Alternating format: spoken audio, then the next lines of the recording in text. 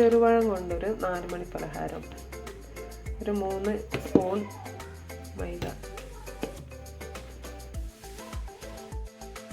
2 spoon പഞ്ചസാര,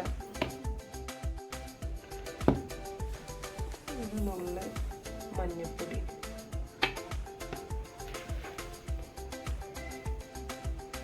ഒരു 3 ഏലക്കായ്,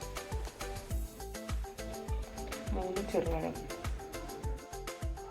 അതിലോട്ട് ഒരു കോഴിമുട്ട പൊട്ടിച്ചു എല്ലാം കൂടി മിക്സാക്കുക. എല്ലാം കൂടി മിക്സാക്കിയിട്ട് ഈ പരുവത്തിലെത്തിയിട്ടുണ്ട്.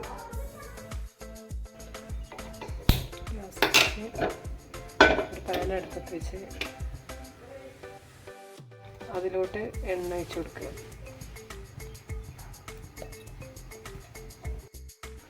എണ്ണ ചൂടായതിന് ശേഷം ഒരു സ്പൂൺ എടുത്തിട്ട്